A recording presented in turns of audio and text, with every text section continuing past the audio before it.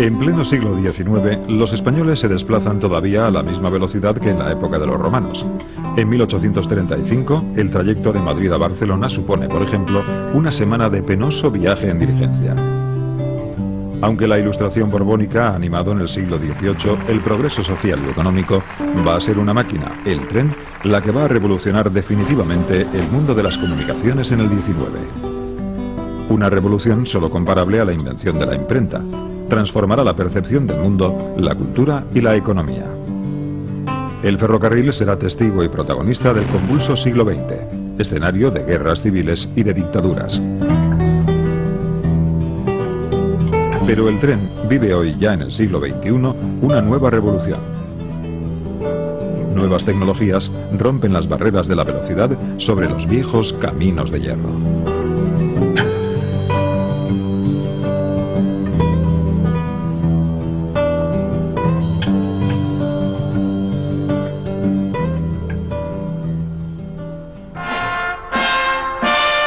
El siglo XVIII, el siglo de las luces, ha asistido a la invención de la máquina de vapor. Gracias al invento de Thomas Newcomen, la humanidad da el mayor paso tecnológico que ha protagonizado desde el Neolítico, la revolución industrial. Y el ferrocarril va a ser el hijo aventajado de esta innovación. En 1802, este hombre, Richard Trevithick, coloca una máquina de vapor sobre unos raíles. Nace así la locomotora, como una atracción de feria. La locomotora de Trevithick, bautizada como Atrápeme quien pueda, sorprende a los londinenses con su velocidad. Los primeros ferrocarriles que circulan con aquellos atrevidos viajeros que quieren ir a la temerosa velocidad de 30 km por hora, sufren y ven reflejadas en la prensa notables críticas diciendo que podría afectar incluso a la propia salud humana. Más tarde, en 1825, George Stephenson pone en marcha la primera línea de ferrocarril del mundo, entre Darlington y Stockton, en Inglaterra. Stephenson vende la patente de su locomotora por toda Europa. Sin embargo, el invento británico aún tardará en llegar a España más de 20 años. Hasta mediados del siglo XIX, la mayor parte de los españoles y sus mercancías se moverán por carreteras tortuosas e inseguras. Hay que tener en cuenta que la orografía española es muy accidentada, prácticamente hay una parte interior, que son las dos mesetas, que están separadas del litoral por diferentes cadenas montañosas que dificultaban mucho el transporte. Tener en cuenta que, por ejemplo, para ir de Madrid a Barcelona se tardaban 5 días, en el sistema anterior al ferrocarril, con el ferrocarril se tarda 24 horas.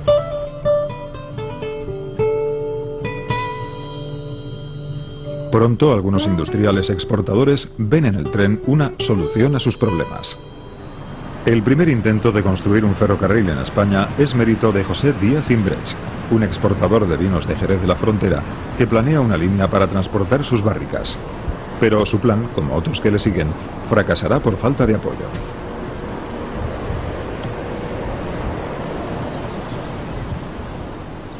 Así que el primer ferrocarril español no se construye en España, sino en Cuba, que en 1837 es todavía española.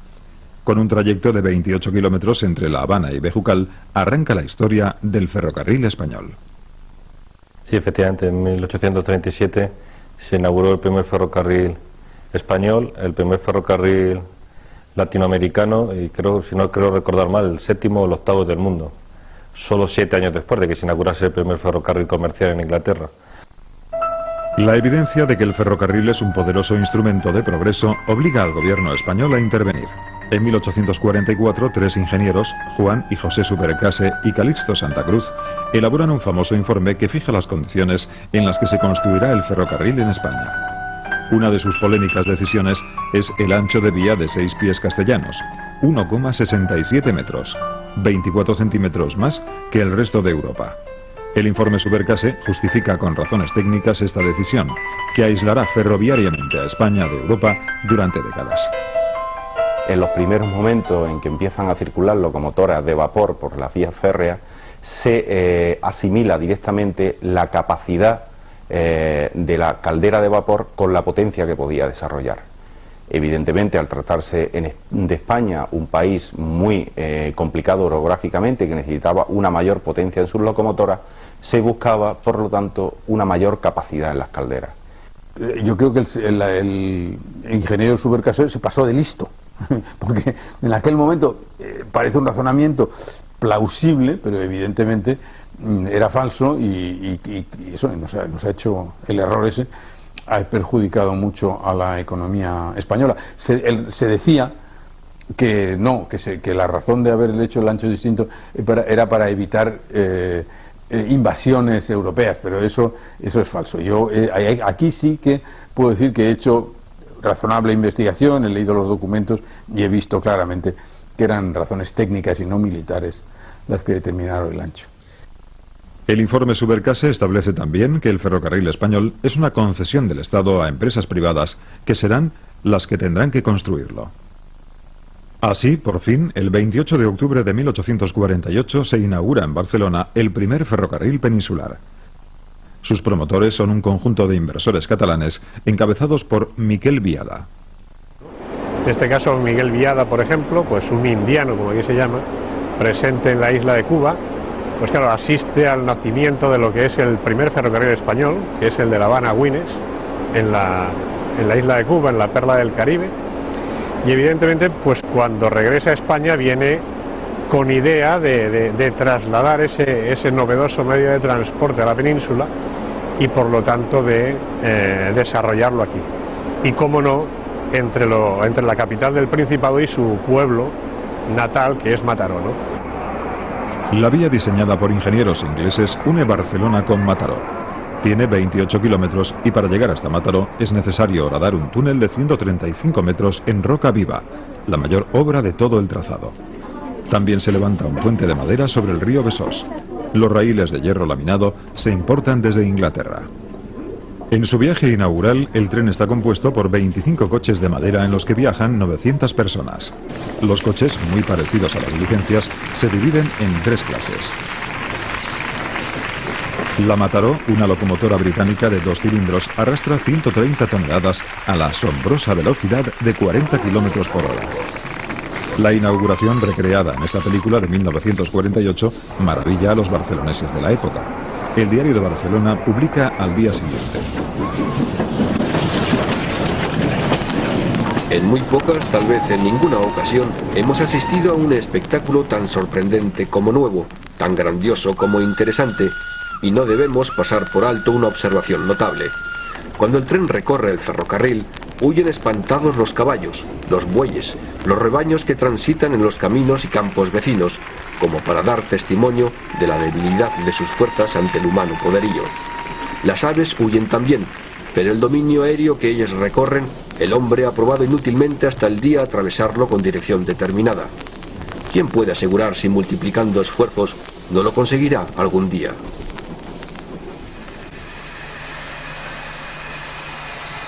La locomotora original ya no existe, pero en el Museo del Ferrocarril de Vilanova y la Geltrú, en Barcelona, se mantiene esta réplica construida en 1948 en el centenario del ferrocarril. Es una locomotora que se ve frágil, casi parece un juguete. Y entonces se puede ver cómo se pone en funcionamiento la locomotora de vapor, lo que es todo ese ritual, y luego los sentidos, oler ese humo que yo creo que para muchas personas que todavía conocieron el vapor les evoca y les lleva a hacer un viaje en el tiempo.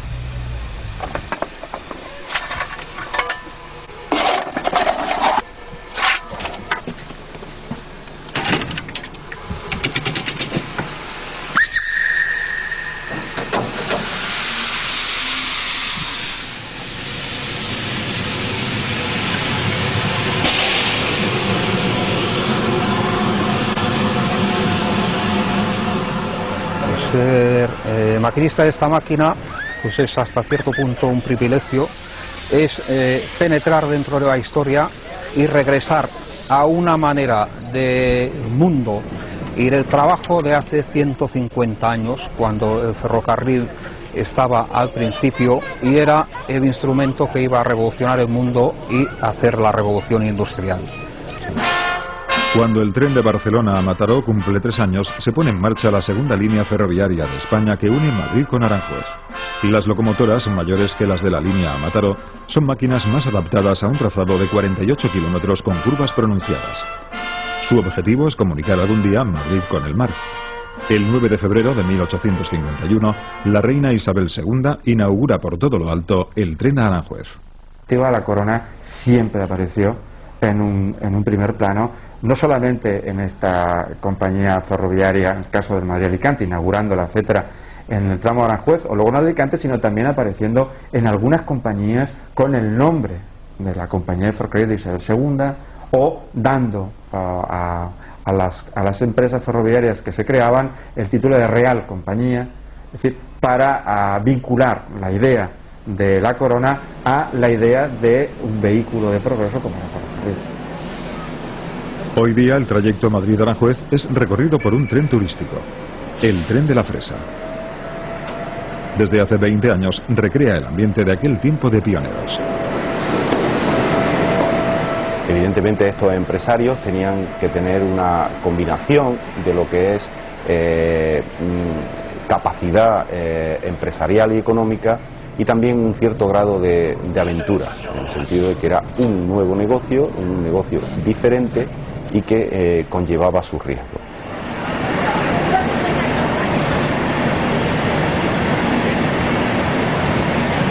Se trata de empresarios que arriesgan su dinero, pero tratan al mismo tiempo de garantizar que sus riesgos sean mínimos. Es decir, se trata de grandes aventureros al mismo tiempo que grandes emprendedores, pero que buscan precisamente minimizar su riesgo. Para eso, en el contexto de la época, la mayor parte de los financieros, de los grandes empresarios, están siempre muy vinculados al poder político. De modo que el protagonismo político del ferrocarril es muy grande. Estas minorías políticas del siglo XIX, pues corresponden exactamente a la sociedad de la época. Pero generalmente la gente de Valía pues estaba relativamente aislada, y la mayoría de los políticos eran muy mediocres y yo creo que también bastante corruptos.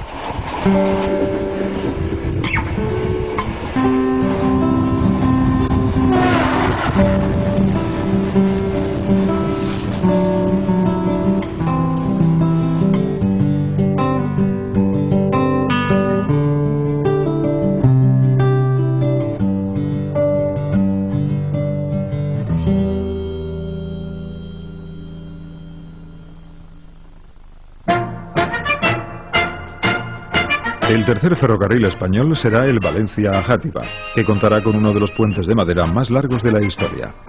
Pronto, en la misma década, comienzan a surgir pequeñas líneas de iniciativa privada, sobre todo en Cataluña. En 1854, a los 6 años de inaugurarse la primera línea, España cuenta con más de 400 kilómetros de vías. Las inauguraciones de las líneas de ferrocarril son en todos los sitios, en todos los puntos en los que se realizan un acontecimiento de primer orden, y provoca la presencia sobre todo de todas las fuerzas políticas y sociales del momento, unas inauguraciones llenas de gran boato, en la cual suele aparecer en muchos casos la familia real, aparecen también los diferentes jefes políticos, posteriormente gobernadores civiles, la presencia de la institución eclesiástica, de los representantes militares y por supuesto de un abigarrado tropel de personas, ciudadanos que quieren ver ese acontecimiento en primera línea. El gobierno liberal del general Espartero promulga la Ley General de Ferrocarriles en 1855, ley que da facilidades al capital extranjero para la construcción de itinerarios. Nacen las grandes compañías ferroviarias, que gestionarán los trenes españoles durante 80 años, de la mano de la banca internacional de los Rothschild y Pereire. La Hacienda no tiene ninguna capacidad y el sistema fiscal no tiene ninguna capacidad para poder asumir los costes de implantar, de instalar una red ferroviaria, y tiene que recurrir, tiene que abandonarse, tiene que arrojarse, podemos decir, en los brazos de las iniciativas privadas, que además proceden mayoritariamente del extranjero. La idea era conseguir atraer a los capitales foráneos, hacer atractiva la idea a ellos para disponer rápidamente de lo que se suponía que era básico para conseguir el progreso, como se decía entonces, y el desarrollo de la España de mediados del siglo XIX. Para ello, básicamente, se vinculó la construcción de los ferrocarriles legalmente con la creación de bancos. La construcción del ferrocarril con este desarrollo del sistema bancario realmente contribuyó al desarrollo del capitalismo, es decir, que España pasara de ser una sociedad arcaica y semifeudal a familiarizar a una parte de la población con las instituciones básicas del capitalismo, pues los bancos, las sociedades anónimas, la bolsa, las sociedades por acciones. La compañía MZA Madrid-Zaragoza-Alicante de los Rothschild y el Marqués de Salamanca dominará la ruta a Zaragoza, el Levante español y las vías más importantes de Andalucía. La Compañía de los Caminos de Hierro del Norte de España, dominada por los franceses Pereire, controlará la línea Madrid-Irún y buena parte de Cataluña y la cornisa cantábrica. A estas dos grandes empresas se sumará una tercera a finales de siglo, la Compañía de Ferrocarriles Andaluces. Entre ellas se disputarán la absorción de empresas más pequeñas, lo que impulsará el crecimiento de la red. En 10 años, de 1855 a 1865, se construyen más de 4.700 kilómetros de vías. España se convierte en la tercera potencia europea del ferrocarril, superada tan solo por Inglaterra y Francia. Se tienden las líneas que configurarán el sistema radial peninsular, de Madrid a Irún, a Alicante, a Zaragoza y Barcelona. España vive la fiebre del ferrocarril y el mundo de la cultura no es ajeno a ello. El poeta José Zorrilla tampoco. ¿Este tren dónde va? Por el mundo caminando en busca de un ideal. ¿Cómo se llama? Progreso. ¿Quién va en él? La humanidad.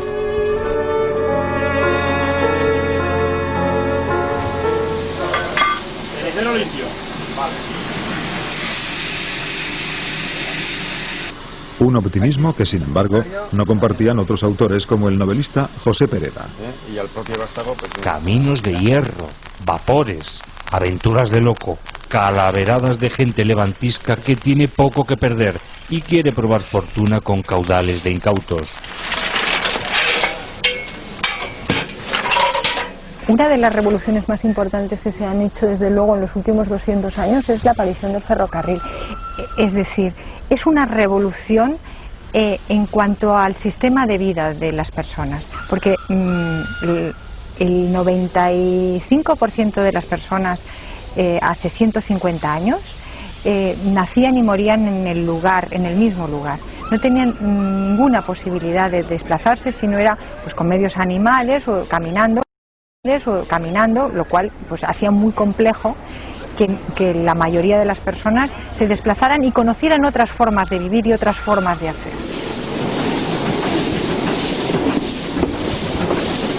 Ahora pensar que un viaje de 200 kilómetros pueda tardarse 7 o 8 horas nos parece una barbaridad, pero en el momento en el que la única opción que había para viajar esos 200 kilómetros era hacerlo a pie, pues era una mejora muy considerable. Un asiento de madera ahora nos parece una cosa muy dura, muy incómoda, pero es mucho más cómodo evidentemente que tener que andar por aquellos caminos del siglo XIX, en el mejor de los casos detrás de una mula que nos llevaba los equipajes. No había otra opción. El ferrocarril permite lo que nosotros decimos el viaje para todos. De alguna manera democratiza el viaje y si bien en los primeros años evidentemente la gente todavía no se movía mucho, porque seguía siendo un medio de transporte relativamente caro, poco a poco va democratizando este transporte y va permitiendo que todo el mundo se pudiera desplazar. Y permite el turismo, permite que muchísima gente, por ejemplo, pues pudiera ir a la playa. Gente que nunca había visto el mar. España es un país, en el siglo XIX es un país de gente que nunca había visto el mar. Veían el mar los que vivían cerca de la costa. Y el ferrocarril permite que, aunque fuera de manera más o menos excepcional, la gente viera el mar. Hoy los turistas reviven aquellas sensaciones en el tren de vapor que viaja los fines de semana desde el Museo Vasco del Ferrocarril en Azpeitia hasta la Sao. En la filosofía del museo, desde el principio hemos tenido claro que, a diferencia de otros museos de bellas artes, donde los objetos que exponen han nacido desde el momento de su creación solo para la mera contemplación, un tren no ha nacido para eso. Un tren ha nacido sobre todo para ser utilizado, para viajar, para transportar viajeros, para transportar mercancías. Entonces para nosotros ha sido siempre fundamental el hecho de que los trenes no solo estén muy bonitos, sino que puedan viajar y la gente pueda disfrutar de cómo se trasladaban nuestros antepasados también con su humo, su carbonilla, su traqueteo, su silbato, etcétera, etcétera. aunque los viajeros de hoy no sufren las condiciones de viaje de entonces. En el siglo XIX, los coches van iluminados con candiles de aceite y carecen de calefacción y servicios higiénicos. Los vagones de pasajeros se dividen en departamentos y no tienen pasillo interior.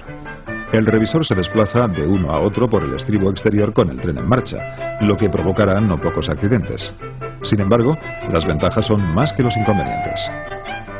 Vagones de madera, sobre todo, remolcados por máquinas de vapor o locomotoras de vapor, bueno, porque estaban empezando a desarrollarse tecnológicamente, pero funcionaban bien, es decir, eran trenes capaces de prestar el servicio en un tiempo razonable, con bastante seguridad, con rapidez para lo que era el momento, y bueno, pues eran artilugios que funcionaban bien, estaban, en definitiva, era la tecnología punta del momento. En pocos años, las vías españolas se han poblado de locomotoras potentes, capaces de vencer los desniveles de la orografía peninsular. Abundan las máquinas de 3 y 4 ejes motrices, con una gran tracción y un corto radio de giro. El mantenimiento de estas locomotoras y los raíles exige un gran número de personal que trabaja en un ambiente de humo, hollín y grasa. En las terminales se construyen rotondas giratorias diseñadas para dar la vuelta a las pesadas máquinas. Los maquinistas y fogoneros se convierten en los héroes cotidianos del tren. Muchos de ellos trabajarán en la misma locomotora durante décadas. Tradicionalmente en el ferrocarril se ha denominado con el argot pareja, y pareja quiere decir maquinista y fogonero. Esto ya nos da una idea de la relación íntima que se establece entre estas dos personas, teniendo en cuenta que en los momentos que se trabajaba con las máquinas de vapor, pues la convivencia era muy superior a cualquier otra persona. El maquinista y el fogonero estaban trabajando juntos, coordinadamente 10 y 12 y 14 horas diarias.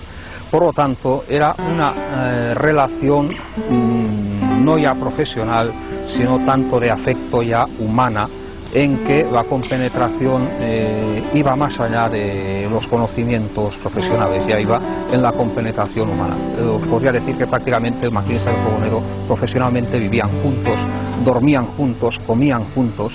Entonces esto solo pueden hacer personas que se llevasen bien, que estuviesen a gusto.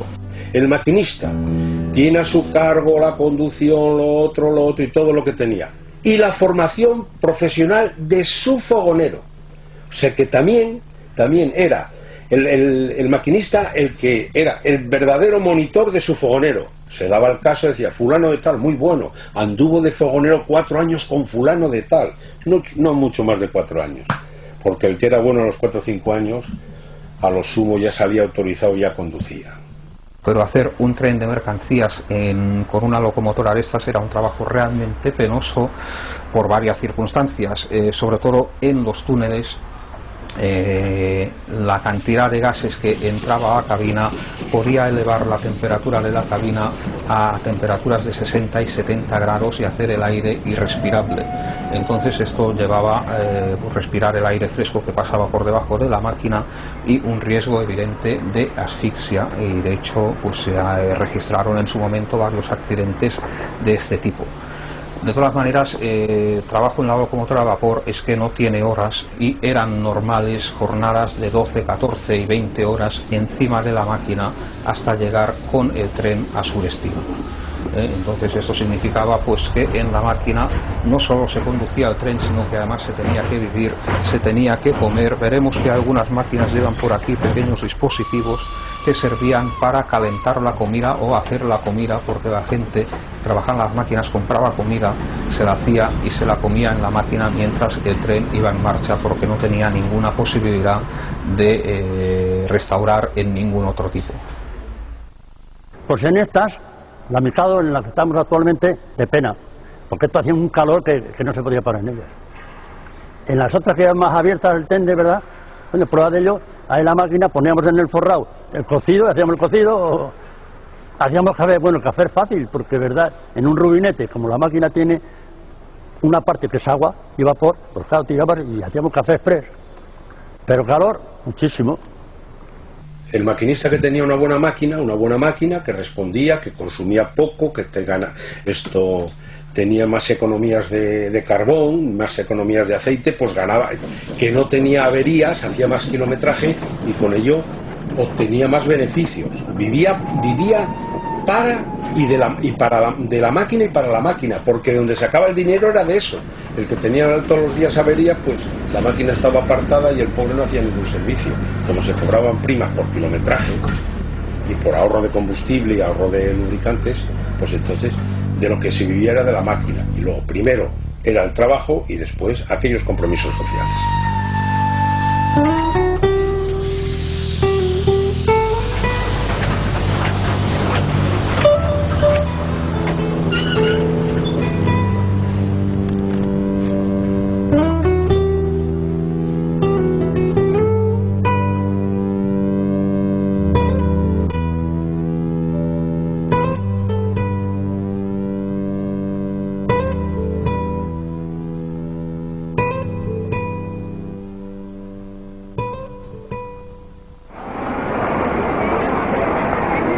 Para los inversores, el negocio del ferrocarril tampoco es una bicoca. El escaso desarrollo económico del país no acaba de compensar las carísimas inversiones necesarias para trazar las líneas en un territorio tan montañoso. Aunque nacen tímidamente las primeras fábricas nacionales de material ferroviario, prácticamente todo, incluidos los carriles de acero, tiene que ser importado y las cuentas no cuadran. Se construyó el ferrocarril a gran velocidad, pero resultó que no había pasajeros ni mercancías que llevar, o había las que había eran insuficientes para los costes, cubrir los costes variables, no digamos los costes fijos. Entonces ocurrió la paradoja de que después de construirse las principales redes, Madrid-Alicante, Madrid-Sevilla, Madrid con la frontera francesa por el norte, pues resultó que los ferrocarriles quebraron de hecho. A pesar de todo, en 1877 se aprueba una nueva Ley General de Ferrocarriles que impulsa la construcción de 3.000 nuevos kilómetros de vías. Por primera vez se estudia la posibilidad de adaptar el ancho español al internacional, pero el coste de la transformación de los 7.000 kilómetros que ya componen la red es inmenso.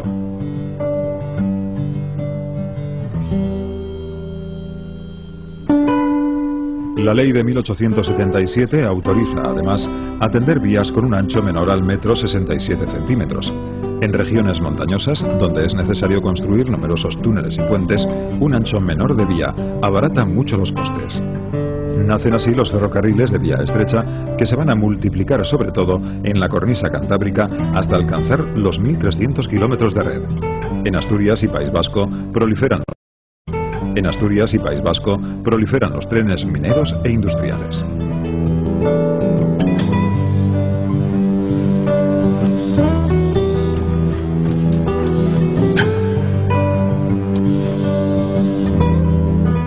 La vía estrecha del norte de España, que fue la zona del país en la que se crea la red más amplia, porque ahí llegó a tener más de 1.300 kilómetros, y además tiene la característica peculiar de que forma precisamente una estructura más o menos continua. Otras zonas de España la vía estrecha son pequeñas líneas aisladas, pero en el norte de España se crea una red que llega desde el Ferrol hasta la frontera francesa y por el sur a León, por el este llega a Navarra. Esta red nace por el éxito financiero de un pequeño ferrocarril vizcaíno, que fue el Ferrocarril Central de Vizcaya.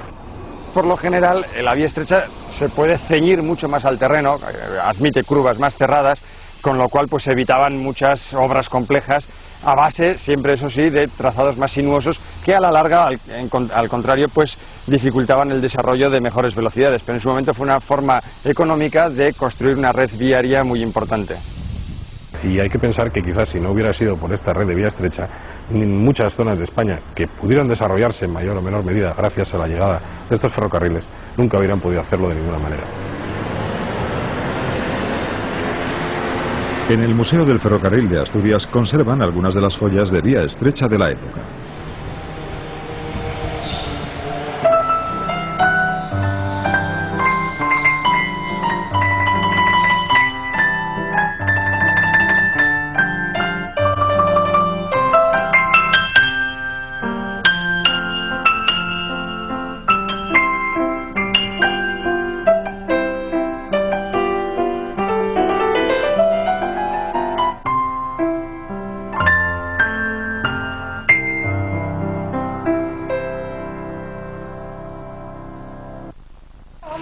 el caso de la locomotora que tengo a mis espaldas, una locomotora de la Sociedad Obrera Española, construida por Corpet en 1891, era bastante apta para demostrar en el museo cómo funciona una locomotora. Entonces su caldera fue rehecha, se hizo una caldera nueva, conforme, eso sí, porque la seguridad es ante todo, es lo primero que pensamos al momento de que una pieza de estas empiece a caminar otra vez. Al resto de la máquina esta prácticamente no hubo que hacerle nada, algunas cosas de chapa, pero estaba en muy buenas condiciones conservada y se hizo muy poca cosa. Una locomotora de vapor no nos debemos de olvidar de que es tecnología del siglo XIX, y como tal tecnología del siglo XIX es súper sencillo, no hay nada que hacer, es limpiar un poco de las escorias que hayan quedado de encendidas anteriores, limpiar un poco el hogar, preparar unas carradas de leña, encender la leña, tener agua en la caldera y esperar a que la leña vaya quemando, vaya cogiendo calor y vaya cogiendo presión. No tiene ninguna otra ciencia, es tecnología del siglo XIX, tecnología muy antigua. La red ferroviaria va completándose. En 1880 Madrid se conecta con Lisboa y el 15 de agosto de 1884 dos locomotoras como esta, que conserva el Museo del Ferrocarril de Asturias, inauguran una de las más complejas y costosas obras de la red ferroviaria española, el puerto de Pajares.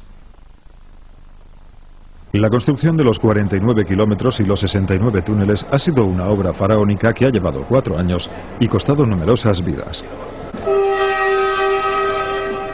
Su sinuoso trazado salva un desnivel de más de 800 metros. Su vía es usada hoy diariamente por decenas de trenes. La Asociación de Amigos del Ferrocarril de León la recorre de vez en cuando en homenaje a los ferroviarios que la construyeron hace 120 años. El recorrido se hace en 1 hora, pero este es el espectacular aspecto que tiene en 1 minuto.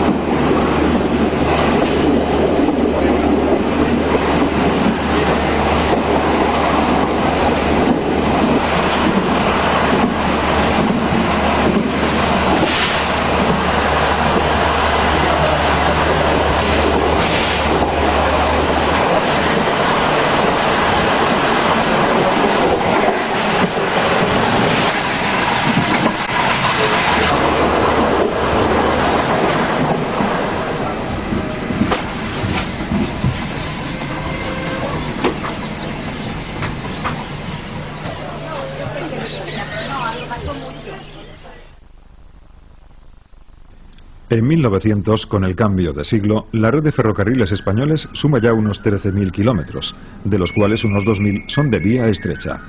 A partir de ese momento, la red crecerá de una forma más lenta. Le llega el turno a las líneas locales. Algunas de las más singulares y exitosas son las de cremallera, una tecnología inventada por un ingeniero suizo y basada en la tracción con rueda dentada, va a permitir que el tren llegue a puntos montañosos donde hasta ahora no llegaba el ferrocarril tradicional por falta de agarre. En 1892 se inaugura el tren cremallera de Montserrat, que se hará famoso, entre otras cosas, por su perro guardabarrera.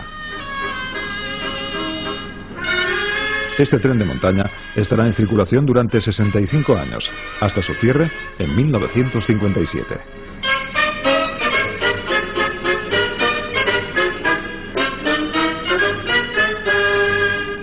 El tren más popular de Cataluña recorre de nuevo, desde hace tan solo unos meses, el macizo de Montserrat.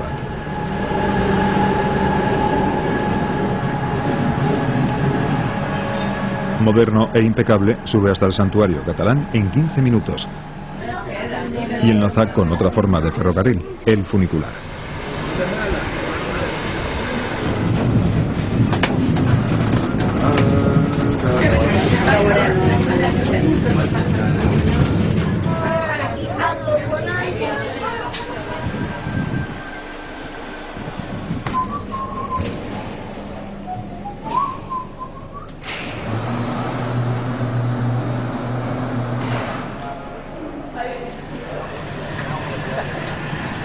Con el siglo XX, el ferrocarril llega también a las calles de las ciudades. Y los primeros tranvías eléctricos van a cambiar radicalmente la forma de moverse en las urbes españolas. El tranvía Blau, que une Barcelona con el Tibidabo, circula desde 1901 diariamente. Hoy sirve sobre todo a los turistas, que además disfrutan del primer funicular abierto en España, también a principios del siglo XX.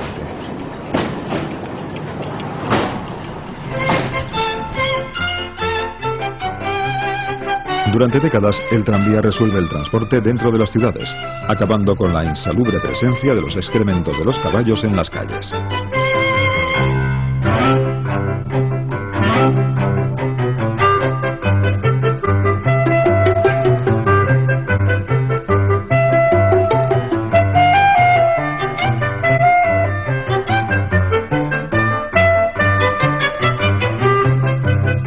En Madrid, el tranvía eléctrico circulará hasta 1972, año en que se cierra su última línea. El tranvía reinará en las ciudades durante 7 décadas, hasta la desmesurada irrupción del automóvil en los años 70 del siglo XX. Es también en los primeros años del siglo cuando se estudia la posibilidad de que los trenes circulen bajo tierra en las ciudades españolas. El Metro de Madrid es inaugurado por Alfonso XIII en 1919. Madrid se convierte así en la ciudad más pequeña del mundo con metro. 5 años más tarde, se inaugura en Barcelona una línea de 4 estaciones. Valencia y Bilbao aún tendrán que esperar casi 60 años.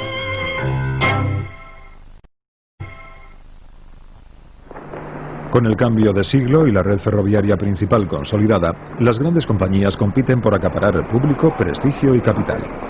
Las estaciones se convierten en el mejor escaparate de las empresas.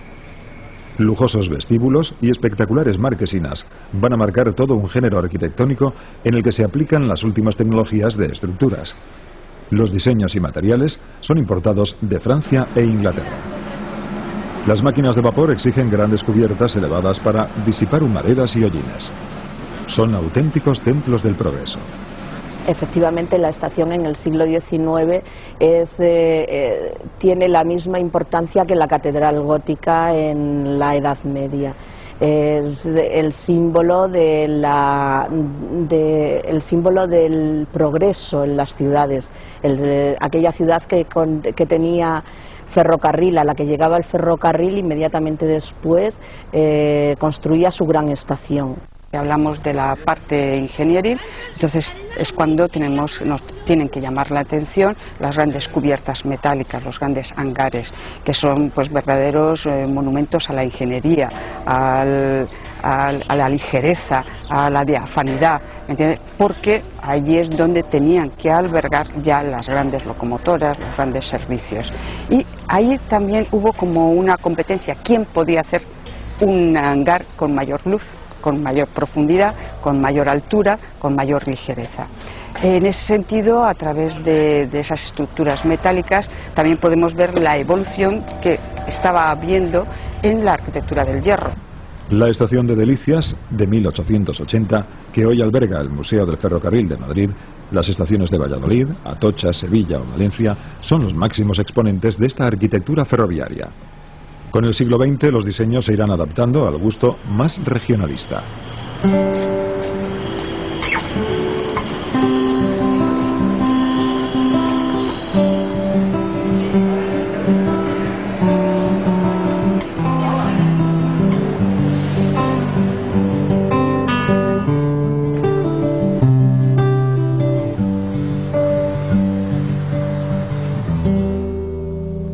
Pero la construcción de la estación término de Barcelona en 1929 marca el fin de una era. La espectacular marquesina en curva, de la que hoy es conocida como Estación de Francia, es el último gran monumento construido para el ferrocarril. No hay duda de que esta estación en la que estamos es una estación emblemática, por sus dimensiones y por el papel jugado en su día.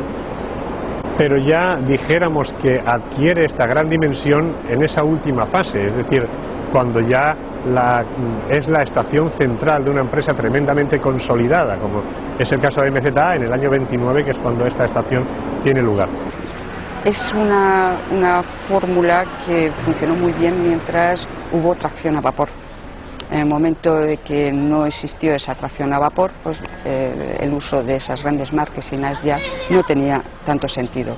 Por eso siempre se dice que la estación de Barcelona Término es posiblemente la última estación de España con unas grandes estructuras metálicas de envergadura. Digamos, es el final ya de esa tipología. A partir de los años 30, las estaciones serán funcionales y de hormigón. La era de las marquesinas de hierro y vidrio y los viejos andenes ha tocado a su fin.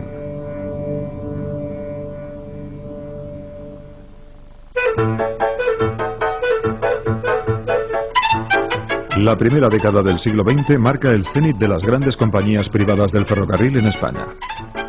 Por primera vez reparten dividendos entre sus accionistas y surgen las primeras industrias importantes de fabricación de material ferroviario, como la Sociedad Española de Construcciones Babcock Wilcox.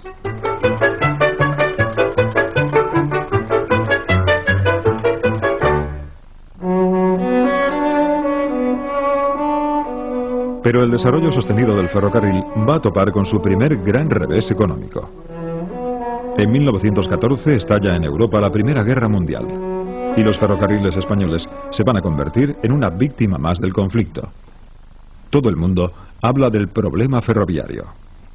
Como consecuencia de la guerra, las industrias españolas, la economía española en general, empieza a recibir muchos encargos y en definitiva lo que se produce es un incremento súbito de la demanda de transporte.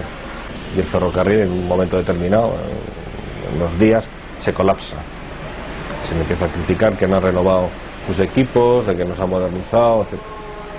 Y a partir de ahí se genera una situación donde, por otros condicionantes generales de la economía española, el negocio privado empieza a dejar de ser negocio. El ministro de Fomento, Francisco Cambó, propone nacionalizar toda la red, pero la dictadura de Primo de Rivera va a aplicar otra solución al problema. En 1924 se promulga el Estatuto Ferroviario. El Estado concede ayudas financieras a las compañías y se elevan las tarifas de los trenes. Es natural, esto corresponde mucho a la ideología de Primo de Rivera, una ideología intervencionista y estatista, y entonces el problema, él cree que se va a poder resolver el problema ferroviario con una mucho mayor intervención estatal y entonces hace un esfuerzo por ayudar a la red ferroviaria, dándole una condición de cuasi pública y incitando a los bancos, que son propietarios de la mayor parte de las acciones, a que le ayuden también. Del año 24 a 1930, el ferrocarril vive un quinquenio de inversiones y renovación de vías y trenes.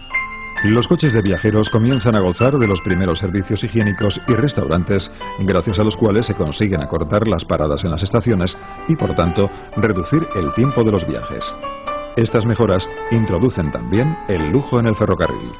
Este coche perteneció a la Compañía Nacional del Oeste, que lo construye en 1929 y lo utiliza fundamentalmente el director de esta compañía para sus desplazamientos oficiales.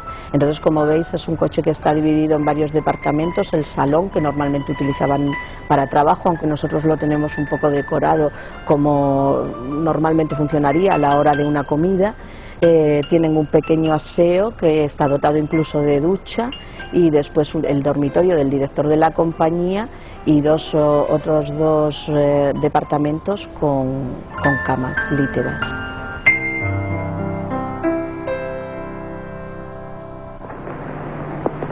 Los años 20 son la época dorada de las locomotoras de vapor. España compra y posteriormente fabrica algunas de las máquinas más potentes y rápidas, entre ellas las famosas Mikado, Consolidación, las Montaña, Mastodonte o las articuladas tipo Garratt, que entran en servicio a principios de los 30. Pero al vapor le surge su más serio competidor, la electricidad. Y este es el primer tren eléctrico que se puso en servicio en nuestro país en el citado año. y que vemos aquí. Las locomotoras eléctricas son más ligeras, más potentes y mucho más limpias. Además trabajan mucho mejor en condiciones de tramos sinuosos y empinados. En 1911 ya se había electrificado un corto tramo en el ferrocarril de Linares a Almería, pero en 1925 comienza la implantación decidida de la electricidad, que se iniciará en el puerto de Pajares y que se extenderá rápidamente a líneas de carácter más urbano. Tenía en aquella época, en los años 20-30, cuando se dio ese gran impulso, tenía varias ventajas. Una, la independencia energética del carbón de importación. Otra segunda ventaja, la que has mencionado, de las mayores prestaciones de las locomotoras eléctricas para poder subir estos puertos de montaña que tenemos aquí, donde el vapor pues empezaba a demostrar sus limitaciones.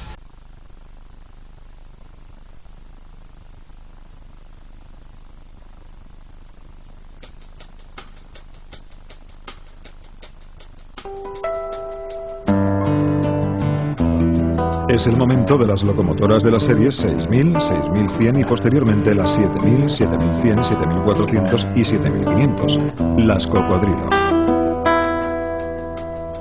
Llegan a las vías las primeras señales y semáforos eléctricos que con el tiempo se adaptarán también para la regulación del tráfico de automóviles.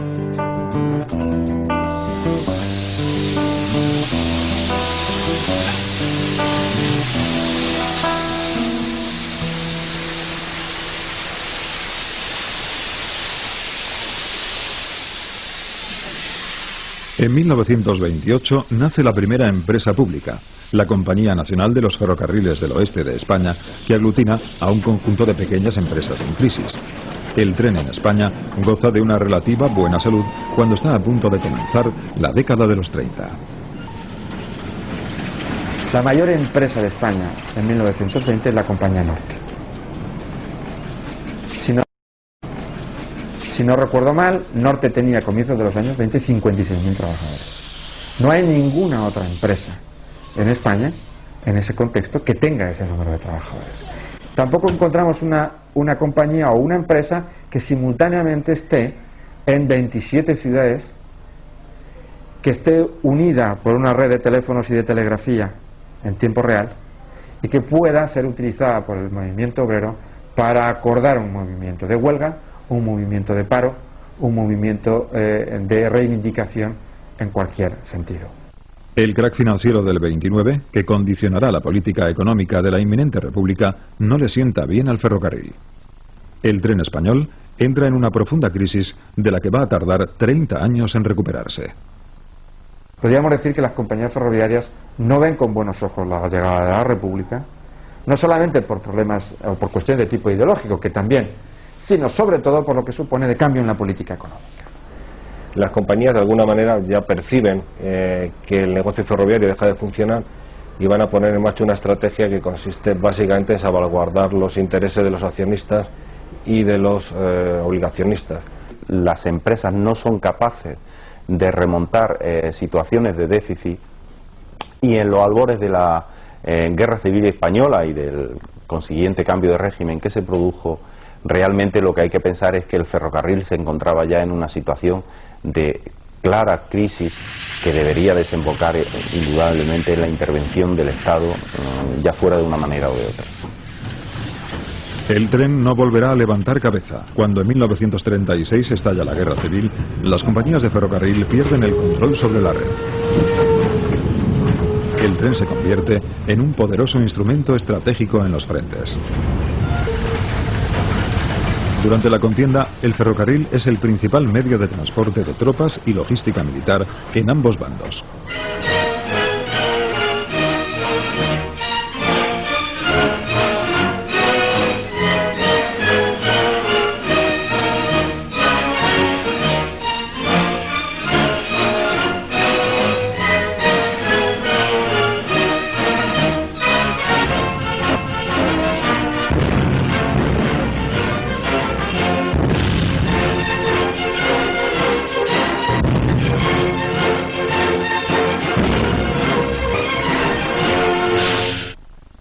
El gobierno democrático de la República dio prioridad a la legislación laboral, es decir, se produjo, una vez que estalló la guerra civil, una serie de medidas legislativas en favor de los intereses de los trabajadores y eso le privó por lo menos a priori, de una capacidad para poder utilizarlo como un elemento estratégico fundamental en la guerra.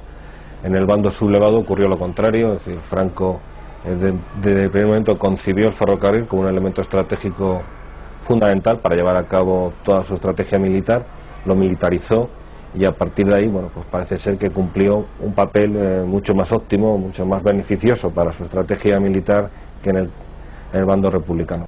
El ferrocarril obtiene un papel estratégico de primer orden y de hecho a través de esta red ferroviaria es donde se van desalojando por parte de la República la maquinaria en las zonas, la maquinaria industrial de las zonas en las que van siendo ocupadas por los franquistas, hasta el punto de que cuando finalmente se ocupa toda esta zona por Franco en el año 37, la mayor parte de las estaciones de vía estrecha norte de España estaban realmente cubiertas de material lleno de todo lo que se había intentado evacuar sin éxito. Fue una época muy dura, primero por los propios daños causados por las voladuras de las tropas republicanas en la retirada, por los ataques de las tropas nacionales, por ejemplo en el famoso bombardeo de Guernica, uno de los objetivos primordiales de ese bombardeo fue la propia estación de ferrocarril, entonces hubo primero daños bélicos, pero por otro lado también fue un momento de sobreexplotación del material, falta de mantenimiento, había que sacar el servicio como fuera y claro, eso al final repercute sobre el material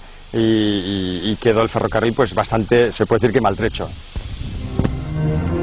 Obvio es decirlo, en Tortosa los dinamiteros cumplieron concienzudamente su satánica misión. He aquí el puente sobre el Ebro, volado como tantos otros, por los que han sembrado de ruinas nuestro solar. Trincheras enemigas junto al río, inexpugnables hasta la llegada del general Yagüe.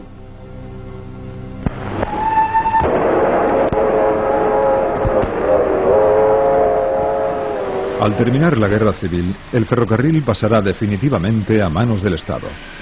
La Red Nacional de Ferrocarriles Españoles, Renfe, asumirá desde 1941 la reconstrucción de una red de más de 12.000 kilómetros de vías machacadas por 3 años de guerra.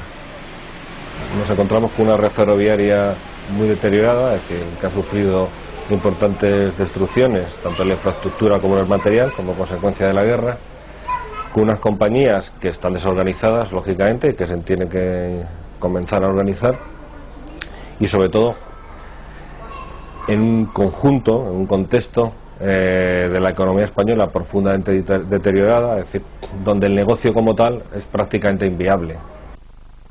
Renfe será la encargada de conducir el caótico ferrocarril de la posguerra hasta nuestros días en un viaje que recorrerá 40 años de dictadura franquista y 25 años de democracia. Un viaje hasta el siglo XXI.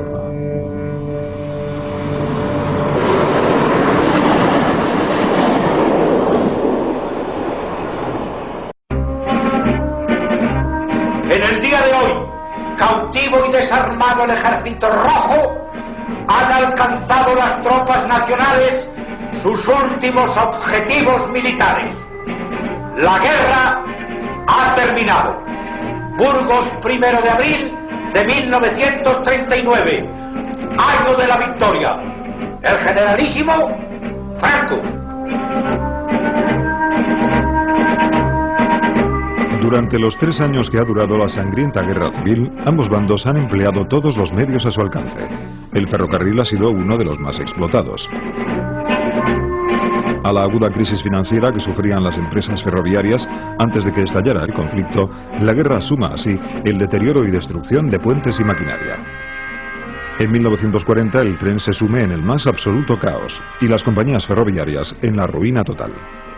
Bueno, el ferrocarril llegó a la encrucijada de la guerra civil ya agotado como negocio privado y durante estos 3 años pues sufrió bastante desperfecto como consecuencia de que cumplió un papel muy importante en la estrategia militar de los dos ejércitos y por tanto cuando acabó el conflicto pues estaba profundamente deteriorado. La administración franquista decide culminar el proceso de nacionalización que ya había comenzado antes de la guerra como solución a la quiebra de las líneas férreas. En 1941 el Estado adquiere, tras indemnizar generosamente a sus propietarios, la titularidad de la red principal. Nace la Red Nacional de Ferrocarriles Españoles, Renfe. Tener compañías ferroviarias en el contexto de la España de 1939 no era ningún negocio. Desde esa perspectiva, los propietarios, en este caso, si interpretamos como propietarios a los grandes bancos, necesitaban salir del sector no perdiendo. Y para ello nada mejor que negociar con Franco el apoyo posterior a cambio de unas indemnizaciones que todo parece indicar, por la documentación que se ha estudiado, pública, que está en los archivos públicos, estaban sobredimensionadas.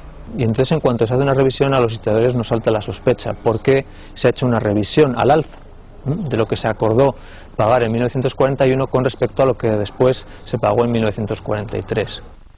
Fue el proceso de nacionalización más importante que se produjo en España en aquel momento, probablemente uno de los más importantes también en Europa. Pues decía, se ha discutido mucho sobre la naturaleza del franquismo, pero yo creo que aquí no hay ninguna duda de que estaba al servicio o estuvo al servicio de pues los grandes bancos españoles.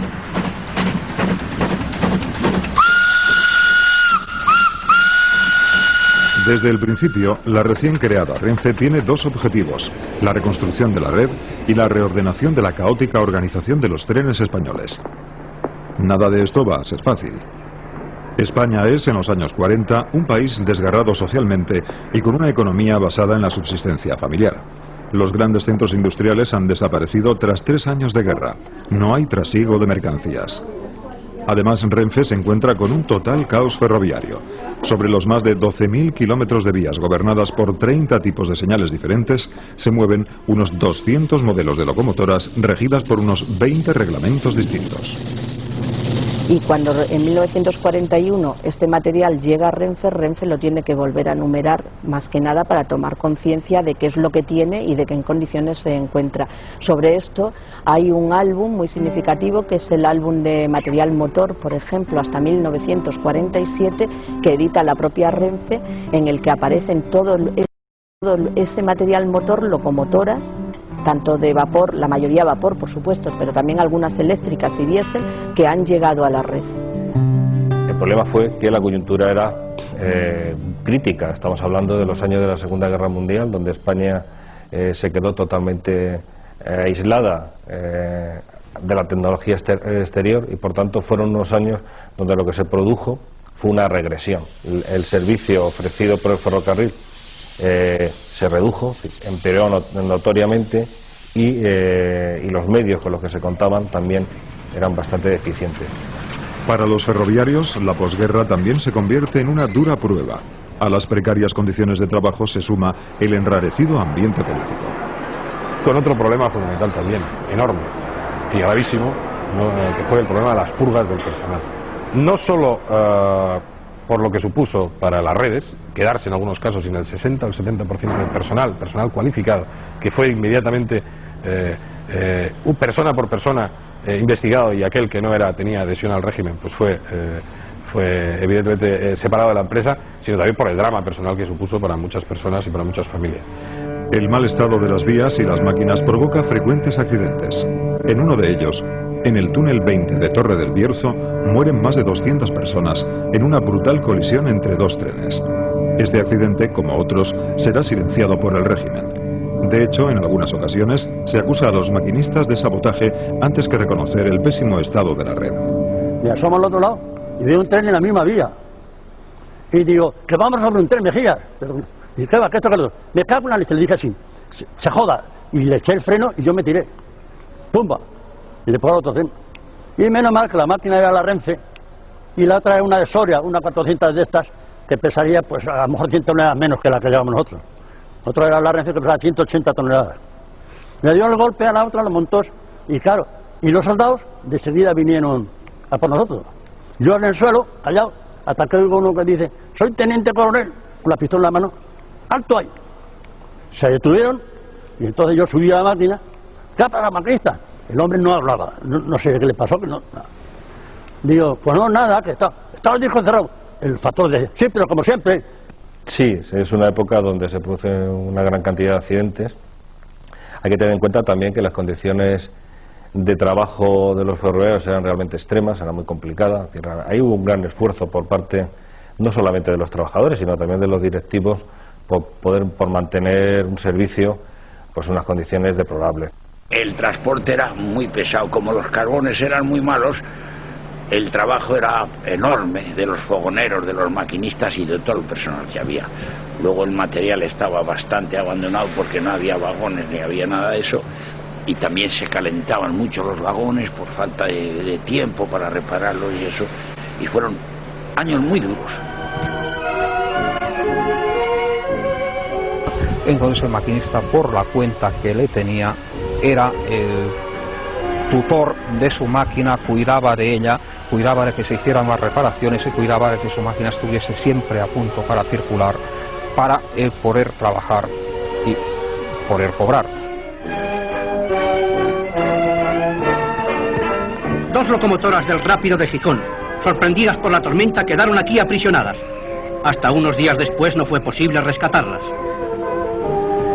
Tras 8 días de intenso esfuerzo, con una temperatura que en algunas horas llegó a ser de 20 grados bajo cero, se hicieron saltar las imponentes capas de hielo y desarrollaron la ingente tarea de dejar libres los caminos de hierro. Estas imágenes son más expresivas que cualquier comentario.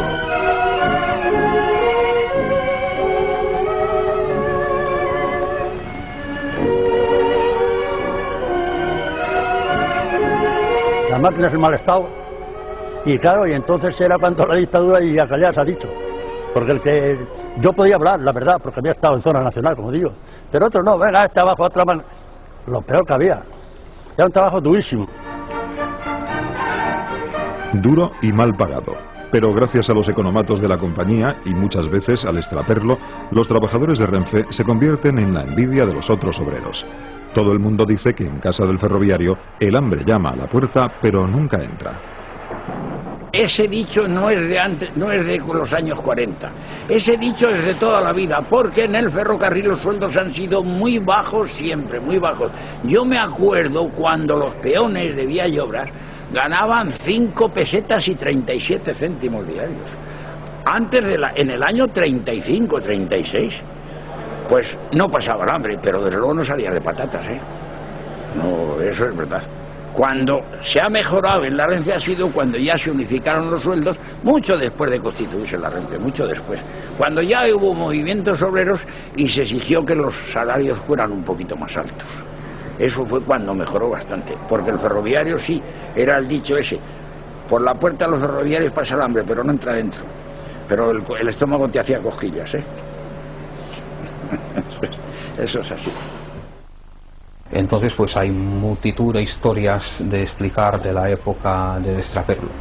Evidentemente, como el ferrocarril era de las pocas cosas que andaba en el país en aquellos momentos, pues el ferrocarril era el medio más empleado para realizar este tipo de tráfico ilegal, peligroso y perseguido. Y como toda cosa ilegal y peligrosa, pues era burlada y había sus recursos, sus trucos. Y por ejemplo podríamos explicar que uno de los trucos era que el contrabando de aceite de oliva a gran cantidad pues se realizaba en pellejos de piel, de cuero, que se sumergían en el tender. Entonces el tender llevaba agua, llevaba pellejos de aceite, entonces cuando llegaba el tren a destino pues la máquina se metía en el depósito y había toda una serie de gente implicada pues que se dedicaba a retirar estos pellejos, pero estos pellejos pues a veces reventaban espontáneamente, y entonces el aceite se mezclaba con el agua de alimentar la caldera. Esto provocaba pues que salía una humareda negra inmensa por la chimenea de la máquina y la delación del hecho delictivo que estaba ahí, ¿no? Y bueno, lo consiguiente sofoco de personal que estaba implicado en esto. Hay que darse cuenta que las condiciones económicas no eran nada ventajosas para el ferroviario. Decían, el hambre pasa por la puerta del ferroviario, pero no entra, no, entraba y salía hasta por la parte de atrás. Entonces, pues se convivía mucho más debido a esa carencia de recursos materiales que tenían, de los que estábamos, padecíamos de eso, padecía toda la sociedad en general, y nosotros porque íbamos a ser ajenos a los ferroviarios, ¿no? Renfe proporcionaba un economato donde se podía obtener alimentos a un precio inferior al del mercado, proporcionaba sanidad, proporcionaba, como decía antes, viviendas, ocio. Es decir, el ferroviario estaba pues en una especie de ciudad jardín donde pues tenía asegurado bueno, por las demandas básicas, ¿no? Para poder vivir. Todos estos sistemas de beneficios indirectos evidentemente trataban de compensar unos salarios muy bajos y la ausencia de libertades. Renfe se llena de hermanos, hijos y nietos de ferroviarios. Miles de familias encuentran refugio en la principal empresa del país, que llegará a tener 140.000 empleados. El oficio ferroviario marcaba mucho a una familia. Es decir, es muy frecuente encontrar que, en buena medida también, por supuesto, como consecuencia de los beneficios salariales y otro tipo de privilegios que los trabajadores ferroviarios tenían y que otros trabajadores de otras empresas, de otras actividades económicas, no contaban con ellos. Decía que era muy frecuente que los oficios, o que la profesión ferroviaria se fuera transmitiendo de padres a hijos, encontrándonos generaciones de abuelos, padres, nietos, hijos, etcétera, que todos ellos son ferroviarios. Toda la vida he estado en esta vida y bien, como la había vivido desde pequeño, pues me continuaba muy a gusto y me gustaba. De último, pues ya se iba uno cansando, eran muchos años, pero mi vida ha estado vinculada con la Renfe y con los trenes y sigo ahora lo mismo, porque ahora en esta casita donde estamos ahora mismo, es una casita pequeña pero muy maja, he vivido 20 años y aquí me jubilé en esta casita. Y vengo con mucha frecuencia porque me gusta ver el paso de los trenes y continuar con esta vida.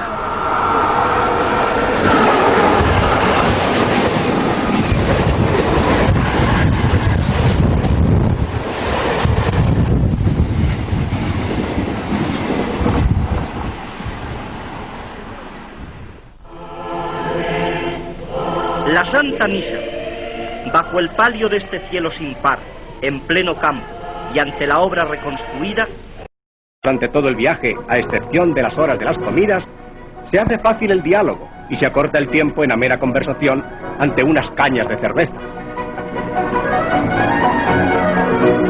A partir de este momento, muchas de las máquinas de carbón son adaptadas al uso de fuel.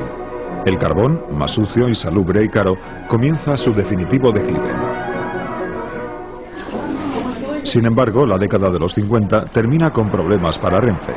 A pesar del esfuerzo modernizador, la mala coyuntura económica internacional y el importante incremento de personal ponen en aprietos a la compañía. Renfe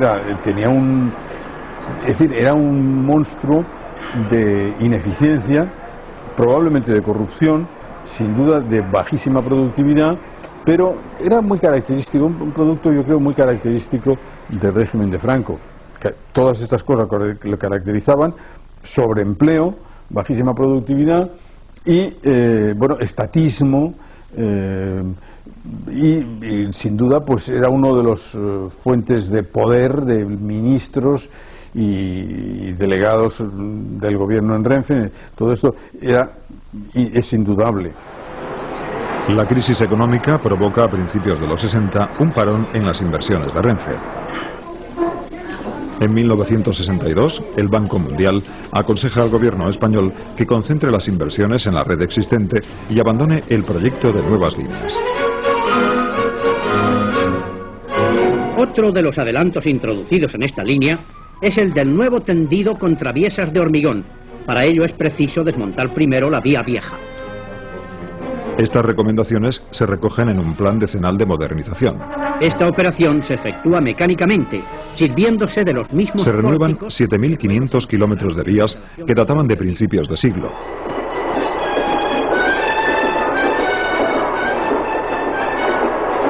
Se construyen nuevas estaciones de mercancías, se compran 13.000 vagones y 800 nuevas locomotoras eléctricas y diésel. Pero Renfe llega tarde. Con los años 60, los españoles comienzan a preferir viajar en automóvil. El 600 hace furor. Aquí diverge la evolución económica española con la evolución del ferrocarril. El ferrocarril empieza una fase de progresivo deterioro, de desinversión en este sentido, porque el competidor que ya se había atisbado años antes y que no había podido consolidarse en la España de la estrechez y de la autarquía, a partir de los años 60 sí puede consolidarse, y el automóvil es un serio competidor del ferrocarril, un competidor que lo adelantará pocos años después. En ese momento es cuando se puede decir que de forma tardía el régimen opera pensando que necesita modernizar el ferrocarril. Cuestiones que se entiende por modernizar el ferrocarril: cambio tecnológico, ese sería un aspecto fundamental, por supuesto, renovación de infraestructuras, adecuación a la demanda, tratar de restringir costes, operar con criterios más ortodoxos. Esto lo hace el franquismo tardíamente. Renfe elimina la tercera clase y pone en servicio los coches de literas. Mientras el tren le lleva a su destino. Los famosos TER, tren español rápido, que sustituyen poco a poco a los TAF, recorren las vías a 120 km/h. Sin embargo, en Francia, desde 1961, ya circulan trenes a 200 km/h. Nacionales le ofrecen el servicio de literas Renfe. Viaje mientras duerme. A principios de los 60, el ferrocarril de vía estrecha se enfrenta también a una dramática crisis. Muchos trenes mineros de Asturias y País Vasco desaparecen doblegados por el camión. Las líneas de pasajeros apuntan a la misma dirección cuando en el 64 se crea la empresa Ferrocarriles Españoles de Vía Estrecha, FEVE, para reordenar los tramos que ya eran gestionados por el Estado y los que todavía estaban en manos privadas.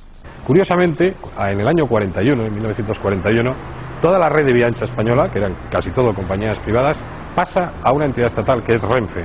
Sin embargo, la red de vía estrecha sigue en manos de las compañías privadas. Y sigue en manos de las compañías privadas hasta que son las propias compañías privadas las que cesan la explotación, la mayor parte de ellas en los años 60 y 70. Además, FEVE en aquel momento no es que recibiera una o dos empresas, sino que recibió una auténtica avalancha, porque no solo cayeron en sus manos en ese tramo, digamos, de la segunda mitad de los años 60 y la primera de los 70, no solo las líneas del País Vasco, sino que a manos de FEVE pasaron líneas en toda la cornisa cantábrica, en Castilla-La Mancha, en el País Valenciano, en Cataluña. Claro, FEVE se vio desbordada en sus recursos y sus medios materiales para poder afrontar la modernización de todas aquellas líneas que les llegaban a sus manos, la verdad, en un estado, se puede decir que calamitoso. El empeño de FEVE será a partir de ese momento y hasta hoy convertir al tren de vía estrecha, especialmente presente en el norte y levante peninsular, en un servicio eficaz de cercanías. En el ancho ibérico, en 1968, se inaugura la línea Madrid-Burgos que pone fin al desarrollo de las grandes líneas nacionales. Ese mismo año, y a pesar de la crisis, Renfe se convierte en la pionera europea en el despacho electrónico de billetes a sus clientes.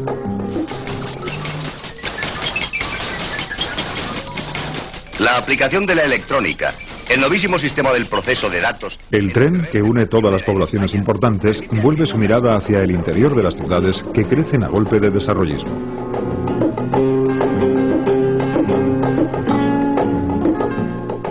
En el intento de recuperación del viajero urbano, se inauguran importantes estaciones como la de Chamartín en Madrid y Sants en Barcelona. Grandes edificios que distan mucho de la monumentalidad de las antiguas estaciones. Pero el esfuerzo de modernización no reduce la pérdida de viajeros ni el enorme déficit que acumula el ferrocarril español. A comienzos de los años 70, Renfe recibe del Banco Mundial un crédito de 90 millones de dólares. Todo este dinero no va a ser suficiente para compensar el efecto devastador de la crisis energética de 1973.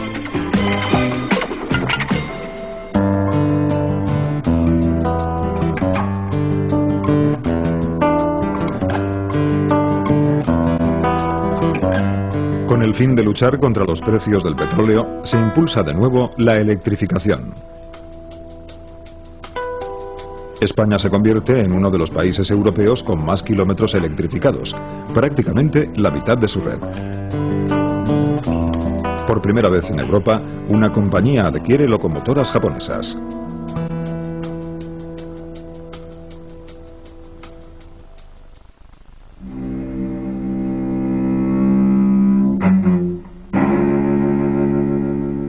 Sin embargo, en los últimos días de la dictadura de Francisco Franco, Renfe está lejos de ofrecer el servicio moderno que le exige la sociedad. Bueno, yo diría que el franquismo no fue bueno para nada. pero en el caso del ferrocarril, evidentemente supuso una tutela que, por un lado, lo beneficioso que podía tener esta tutela, que era un amparo económico que permitiera el darle una inversión, una mejora, un crecimiento, no lo tuvo, porque el Estado franquista fue bastante rácano, por lo menos en lo que conocemos, en lo que se refiere a inversión ferroviaria, salvo algunas cosas y momentos puntuales, constriñendo el ferrocarril al final a lo que muchas veces ha quedado para mucha gente, que el ferrocarril estaba mal gestionado, funcionaba mal y encima nos costaba mucho dinero a todos.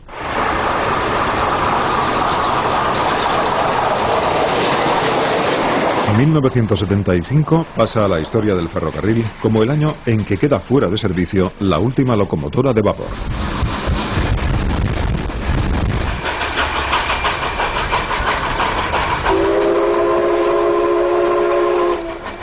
El entonces príncipe Juan Carlos se encarga de apagar simbólicamente una Mikado similar a esta, restaurada por el Museo del Ferrocarril de Monforte de Lemos. Se pone así fin a 127 años de historia ferroviaria.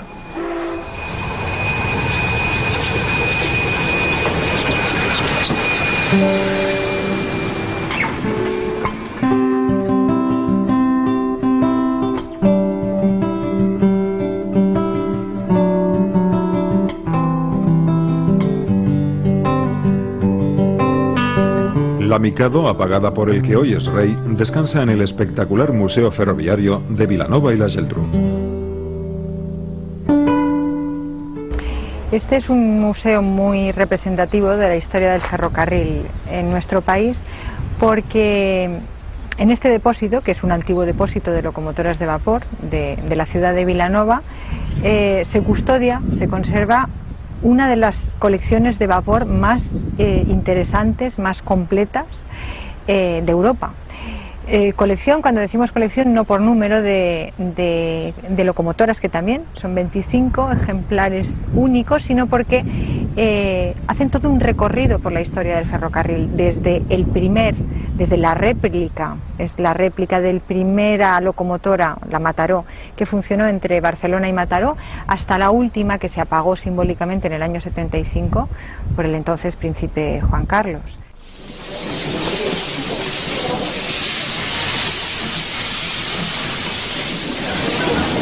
Aunque a pocos metros del Museo de Vilanova siguen circulando locomotoras de vapor. La Asociación de Amigos del Ferrocarril de Vilanova y la Geltrú demuestra en pleno siglo XXI que con una caldera y un puñado de carbón se puede transportar viajeros, aunque solo unos pocos metros. Con la desaparición del vapor y la muerte de Franco, el mismo año 1975, el tren y España comienzan una nueva era.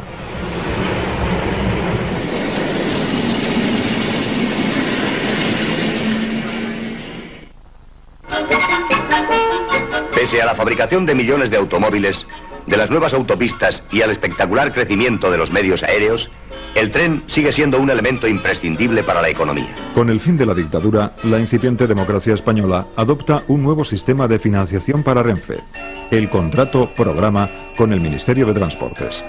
El Estado aporta a partir de este momento el dinero y las inversiones en la red a cambio de un servicio de calidad. El gran acierto de los primeros gobiernos de la UCD fue planificar en ferrocarril, como supongo que lo hizo en otras cosas, desde una perspectiva europea. Es decir, comprendieron que el desarrollo ferroviario en España solo era posible llevarlo a cabo si se tenía en cuenta la doctrina de transporte de la Unión de la CE en aquel momento. Y desde Europa se exige competitividad, calidad y modernización. Se construye doble vía en las principales líneas para permitir que transiten más trenes y reducir la duración de los viajes. También se introduce el sistema de seguridad ASFA en los trenes.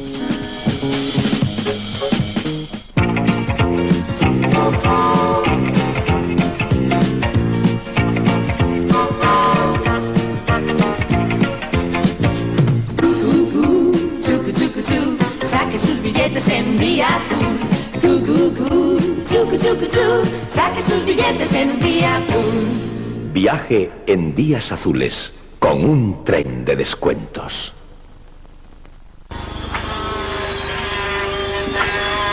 Pero la mayor revolución pendiente es la del tráfico de cercanías. De vuelta a casa. Qué gusto da, ¿verdad? Los vecinos de Aluche, en Madrid, reciben el tren que les acerca a la capital. Se terminan las líneas de Barcelona al aeropuerto, de Cullera a Gandía o de Málaga a Fuengirola.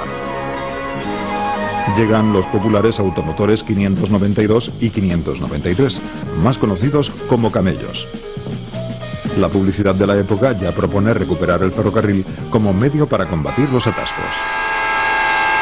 No llegamos. Mamá, mira el tren. Sí, mire el tren y mire las diferencias. En los trenes A principios de la década de los 80, el ferrocarril comienza a recuperar viajeros. La mejora de los frenos de los trenes y la informatización de la gestión de tráfico permite elevar la puntualidad. Con el nuevo sistema político, FEBE transfiere algunas de sus líneas a las autonomías. Nacen así Euskotren, los ferrocarriles de las Generalitats de Cataluña y Valencia o los serveis ferroviaris de Mallorca. Algo comienza a cambiar en los trenes españoles. Evidentemente ya se va tomando una idea, ya se va abriendo camino la idea de que el ferrocarril necesita una gran transformación, de que la compañía Renfe necesita convertirse en un nuevo tipo de compañía y que necesariamente el futuro del ferrocarril pasa por la modernización y la necesidad de introducir criterios de eficiencia en el sistema. ¿Qué quiere decir eso? Ahorrar costes, fundamentalmente. Y eso significa entrar en la polémica de cerrar líneas que no son rentables.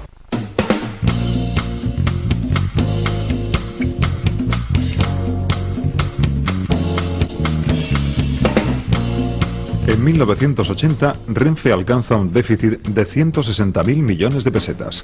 Sus trenes se mueven básicamente en solo 5.000 de los 13.000 kilómetros de vía que gestiona. Hay demasiadas líneas que no son rentables. El 1 de enero del 85 se cierran más de 900 kilómetros de vías, 12 líneas y 132 estaciones se quedan sin servicio. Las comunidades autónomas salen al rescate de 600 kilómetros.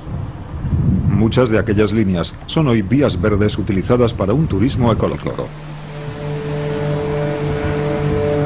Otras permanecen como escenarios de otra época, a la espera de ser transformadas en aulas de la naturaleza o centros culturales.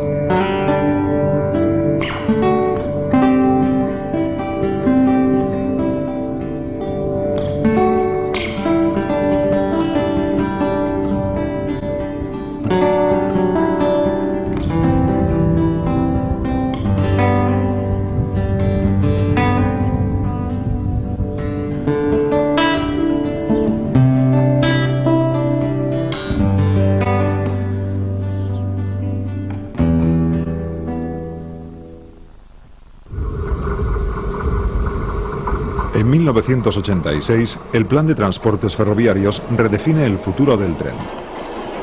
Los dos principios que van a regir el ferrocarril a partir de ahora serán inversión y especialización. Se eliminan estrangulamientos. El triángulo formado por Madrid, Barcelona, Valencia, Alicante se prepara para velocidades superiores a los 160 kilómetros por hora.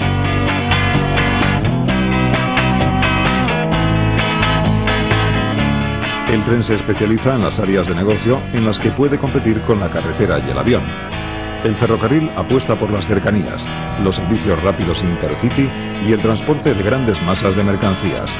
Para ello se adquieren nuevas y potentes locomotoras. Por primera vez, se construyen vías cuádruples para el acceso del tren a las grandes ciudades. Entran en servicio las unidades 446 y los trenes de 2 pisos 450. Y este plan cambió el carácter de las cercanías en Renfe, de tal manera que se convirtió en una de las joyas de la corona, una de las joyas ferroviarias hoy por hoy, ¿no?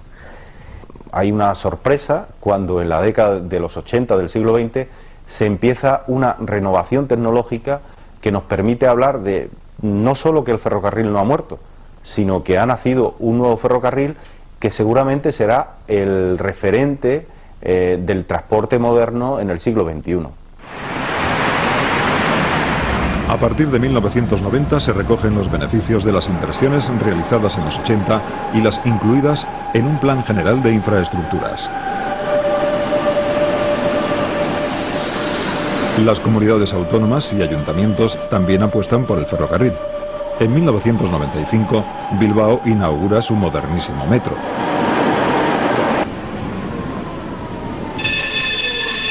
También lo hace Valencia, al que suma su tranvía hasta la playa de la Malvarrosa. Madrid y Barcelona amplían sus suburbanos. Feve, que en los años 80 aún sufre una profunda crisis, entra decididamente en los 90 con una renovada vocación de cercanías. Bueno, Feve actualmente es una empresa muy importante desde el punto de vista ferroviario, que explota una red, posiblemente la red de vía estrecha más larga de Europa, que además sufrió una crisis gravísima en los años 80, cuando todavía mantenía las vías y las locomotoras, los vagones y el material que había heredado las antiguas compañías, que estaban en muy mal estado, y en los años 80 se toma una decisión drástica de renovación de material y también se toma una decisión de renovación de vías. En realidad, hoy en día, desde luego, se puede decir que es una red moderna en cuanto a que los vehículos que ahí circulan son modernos, está casi totalmente electrificada y sobre todo especializada en el transporte de cercanías en todas las empresas que hemos dicho, sobre todo el metro evidentemente, pero tanto Renfe como Feve y Euskotren, su tráfico principal de viajeros es las cercanías y también con un potencial de tráfico de mercancías muy importante.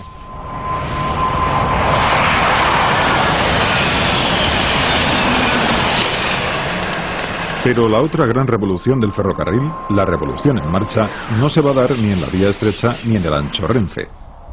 En 1992, el AVE, la alta velocidad, transforma la idea que todo el mundo tiene hasta ese momento de lo que es un tren.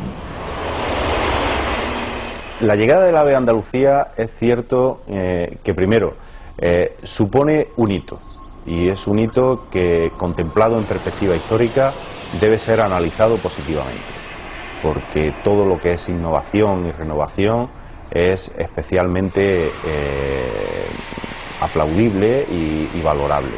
También es cierto que conecta dos espacios geográficos poblados, el contexto andaluz, sobre todo en la zona occidental, la capital de Andalucía, Sevilla, con el ámbito de la capital del Estado, ¿no? Y además se englobaba en el contexto de los actos del centenario del 92, de la Expo y demás, que permitió una afluencia de capitales en ese sentido. El AVE supone la construcción de un nuevo acceso al sur de la península con ancho de vía europeo, 17 túneles, 31 viaductos y nuevas estaciones en Ciudad Real, Puerto Llano, Córdoba y Sevilla. Los 18 trenes AVE 100 HEC Alstom alcanzan los 300 km/h y transportan a 329 pasajeros en cada viaje.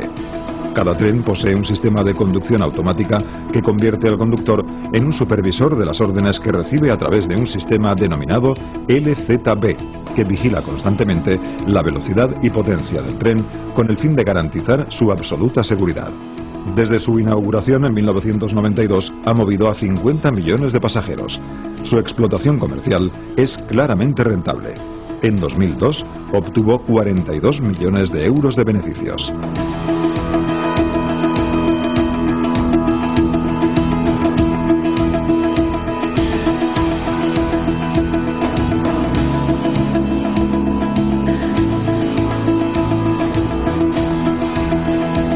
A partir de la irrupción de la alta velocidad, el AVE se convierte en el espejo en el que se miran el resto de los trenes. Así, la tecnología AVE se aplica también a los Euromed, trenes que unen Barcelona con el resto de la costa mediterránea hasta Alicante a 220 km/h en ancho Renfe. Por primera vez en 60 años, el ferrocarril compite sin complejos contra el coche y el avión.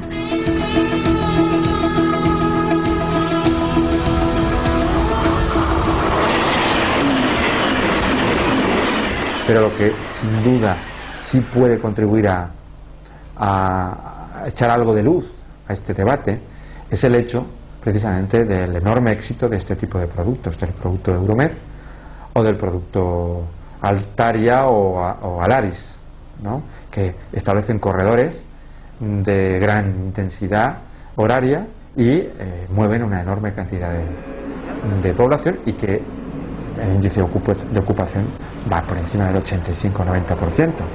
Eso quiere decir que es un producto que los consumidores quieren, que valoran frente al automóvil o al avión en distancias de 400-600 kilómetros, ir por encima de los 220 kilómetros a la hora por un precio razonable, entre 30 a 60 euros, dependiendo de la distancia o la clase en la que se viaje. Me parece que comparativamente con el avión o con el automóvil privado, pues es muy rentable en términos sociales y en términos individuales. Y en cercanías, España goza también de los trenes más modernos de Europa. Su capacidad para facilitar a gran cantidad de ciudadanos el acceso al centro de las grandes urbes, su puntualidad, rapidez, seguridad y limpieza han convertido a Cercanías en una nueva manera de moverse. Más de 420 millones de viajeros lo usan cada año. Y Renfe se prepara para hacer frente a esta tendencia en el futuro con los nuevos Civia, que ya ruedan por las cercanías de las capitales españolas.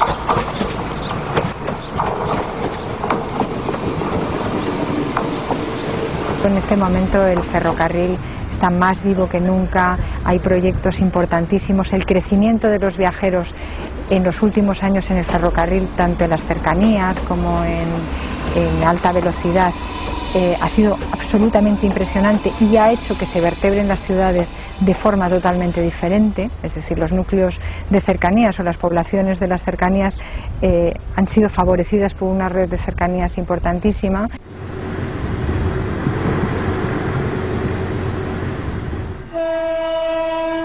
En recorridos regionales también se aplican nuevas soluciones. Los modernos TRD de tecnología diésel danesa permiten añadir más coches a los trenes y a su vez que los pasajeros puedan desplazarse libremente por el interior.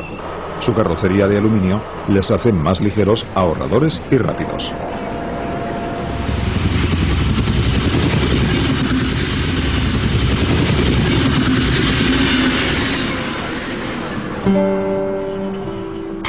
De ciudad a ciudad, la tecnología Talgo sigue evolucionando.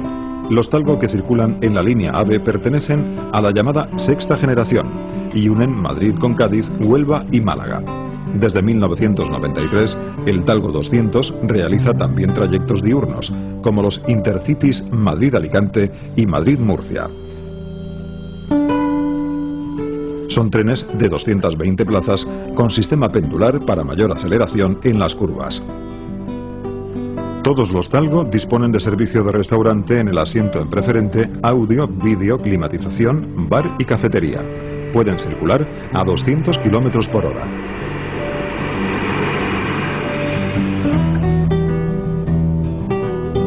Una directiva europea obliga a los Estados miembros de la Unión a liberalizar el mercado de los transportes.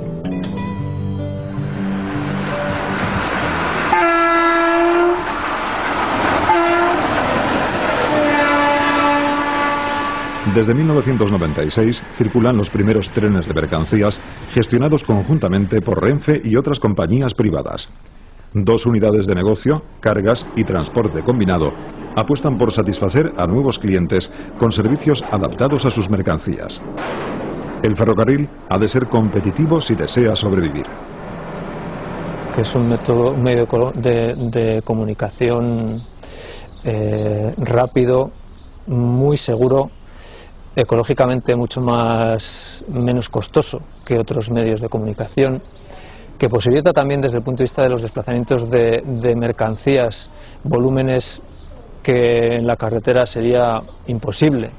Un tren de mercancías moderno con el consumo de 10 camiones está llevando la carga de 40 o 50 camiones y eso, por tanto, medioambientalmente es una gran baza a favor del ferrocarril que debe de ser jugada para poder conseguir un desarrollo sostenible en nuestra sociedad. Las cifras del ferrocarril español son impresionantes. Solamente Renfe movió el año 2001 a 470 millones de viajeros con una puntualidad superior al 96%.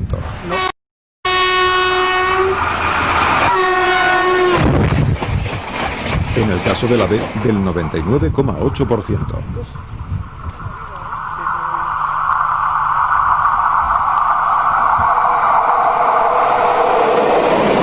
La Red Nacional de Ferrocarriles Españoles gestiona 12.000 kilómetros de vía y da trabajo a 32.000 personas. El pasado de Renfe queda ya muy lejano.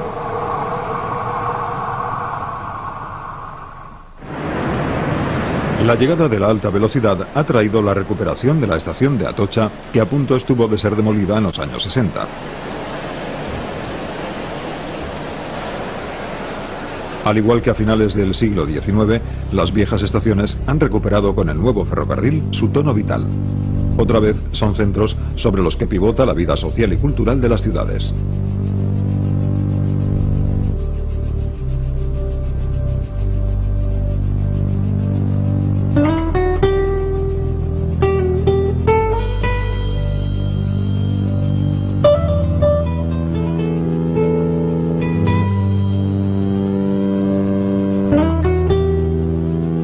Hasta los años 80, ya del siglo XX, no hubo una conciencia de la importancia social, artística, ingenieril que tenían estos edificios. Es decir, en absoluto formaron parte de la historia de la arquitectura hasta que se iniciaron las primeras investigaciones en los años 70 y se hicieron las primeras exposiciones sobre el mundo de las estaciones, que fue en la década de los 80. Es decir, cogías tú un libro de historia de la arquitectura y esos edificios no existían, simplemente como un elemento más dentro de la arquitectura. Ahora muchas viejas estaciones son restauradas y reincorporadas a la vida de la ciudad, monumentales y céntricas como la de Abando en Bilbao. Otras, nuevas y vanguardistas, se erigen como templos a la vida social. Una de las más espectaculares es Vialia Estación de Salamanca, un espacio diseñado tanto para el tren como para el ocio, la cultura y el comercio. 1,5 millones de pasajeros disfrutan cada año de sus servicios.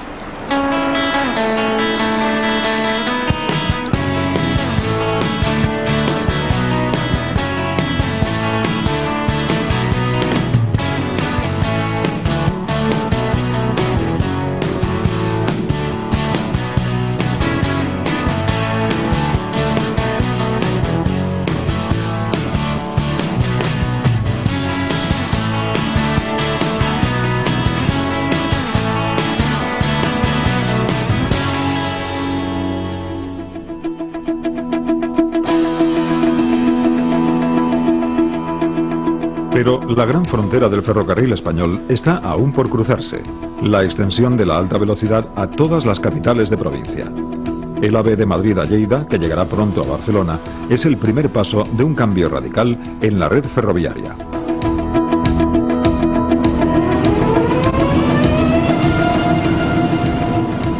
El Plan de Infraestructuras Ferroviarias 2000-2007 dotará a España, según el Ministerio de Fomento, de una gran red de 7.200 kilómetros de alta velocidad.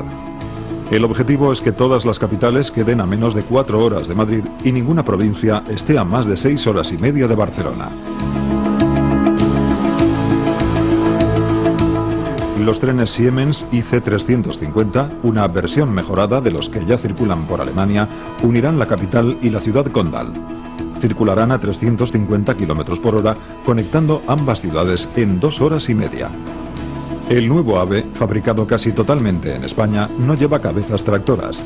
Toda la maquinaria eléctrica va bajo el piso de los coches, lo que deja el 100% del espacio del tren libre para los viajeros. Será, junto con el Talgo 350, el tren comercial más rápido del mundo. Un nuevo ferrocarril que muy poco tendrá que ver con el invento decimonónico.